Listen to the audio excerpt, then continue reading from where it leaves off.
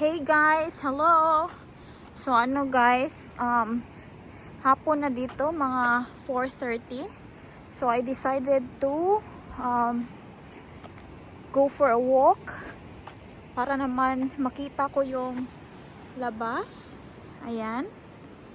And malamig siya guys. So nag-scarf ako. Tapos madaming tao doon sa beach naglalakad. Hindi naman madami pero may naglalakad din. So ayan.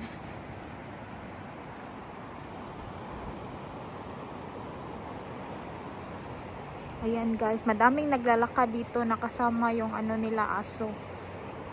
Ako lang yata nag-scarf dito guys. So ayan. It's a gloomy day. So ayan. Diyan ako galing. So this is just our front door. Ayan. So I'm gonna walk maybe wait lang. Maybe doon ako, uupo ako doon. So guys, I decided to go this way. Ayan. So malapit na siyang mag-sunset guys. Pero maybe hindi siya gaanong the sunset will not be as emphasized kasi I think it's gloomy. So look at that side there, oh.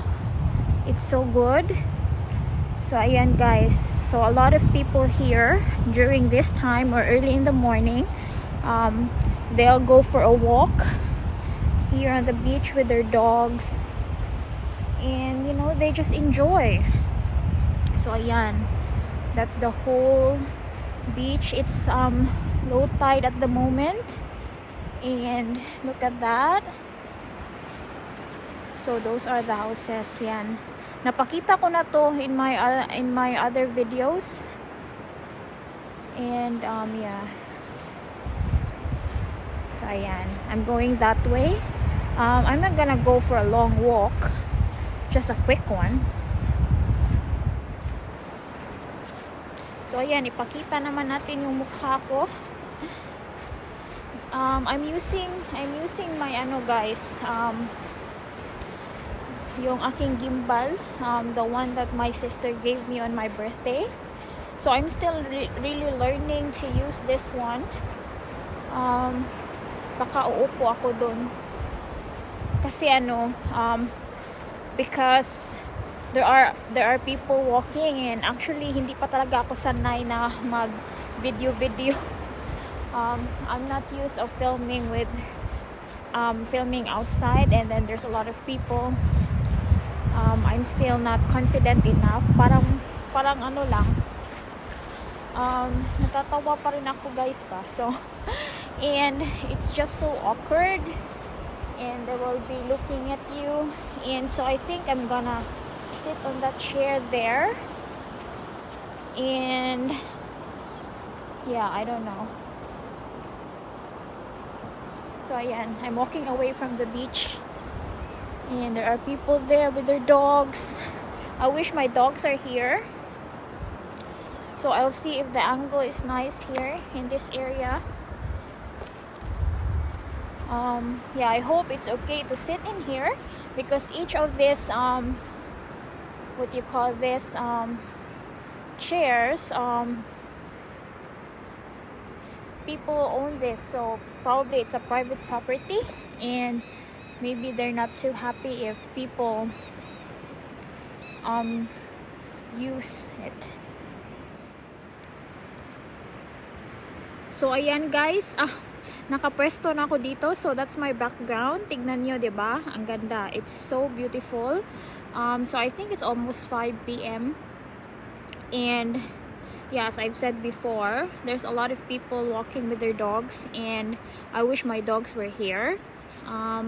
It's actually not so bad. It's 14 degrees. I think it's 14 degrees, and because there's no wind, kaya hindi siya masyadong malamig.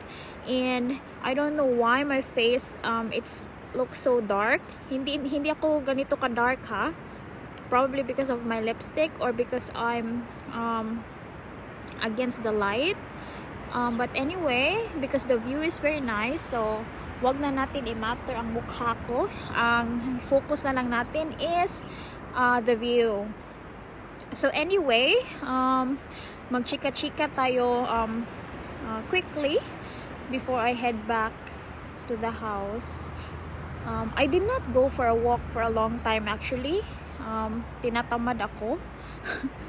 And yeah, so may nagtatanong kasi, some people were asking why did we decided to move here in New Zealand. As my subscribers knows, and for the people that followed my channel, we live in the Philippines. We live in Cebu. Ever since we got married, we live together, and we live in Cebu like for 6 years. We live in Cebu, and we have a house in Cebu. Yeah, so before, pumupunta lang kami dito sa New Zealand every year to visit. So maybe 2 weeks, 3 weeks max. We come here for holiday only, and we never like intend to stay. And because as we all know, COVID happened and it changes everything. So my husband's business was greatly affected by COVID because the nature of his business is international and it involves shipping. So when COVID happens, nobody can travel, nobody can transport internationally, and that was for a year. And we were hoping that it will just go by and like COVID will eventually go away, but as we all know, it did go away.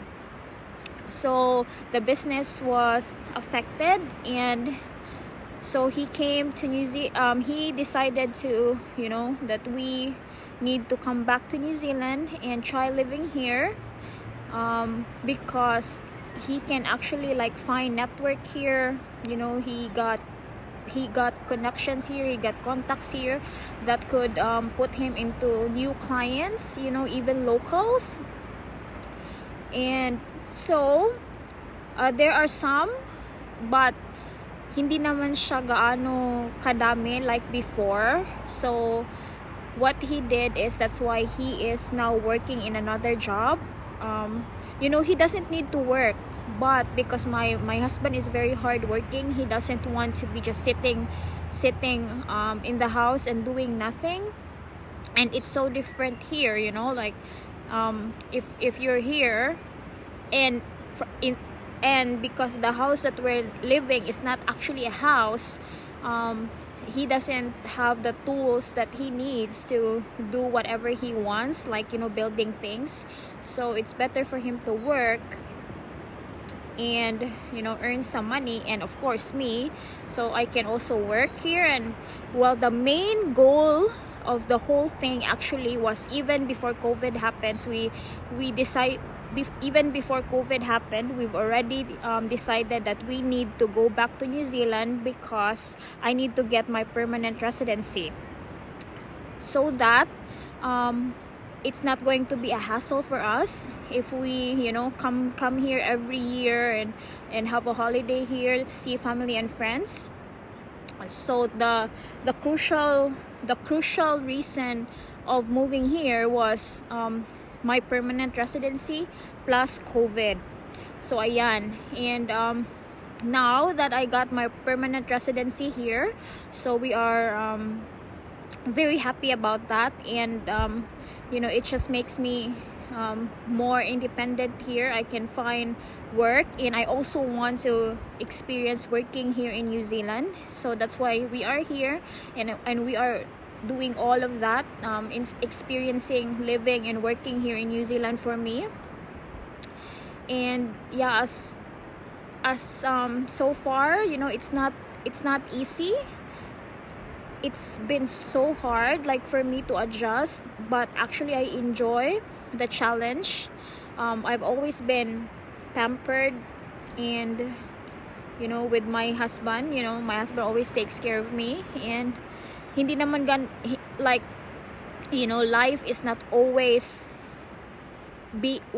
life will not always be that way. So I also need to like man up and, you know, start adulting. So that's why, yeah, I'm gonna start my new work on Monday.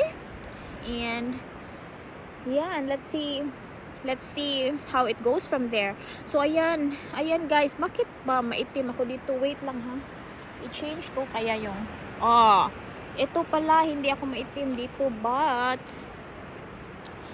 I want the view. So sorry sa inyo if medyo ano ko doon na medyo hindi nyo ako nakikita yung mukha ko doon, kasi gusto kong ma-focus yung view. So kapag ganito, see, medyo maitim. Maitim lang talaga ako, pero hindi ganito because I'm against the light. But anyway, yeah, yun yung story behind why we are here, why we are living here in New Zealand. And we might be here for a while, depends on what life depends on what life brings. And yeah, and what, you know, what COVID, what will happen, ano boy, nabubulol ako. Depends what life, you know, how life, or ano ba guys, hindi depende siya kung anong mangyayari sa buhay. And of course COVID. So on Wednesday we're gonna have our second vaccination, so the second dose of our vaccine. So, and after that, you know, we don't have to think about it. So ayan, so napahaba yata yung chika ko guys. I need to go back na kasi it's getting darker. And look at the view, it's getting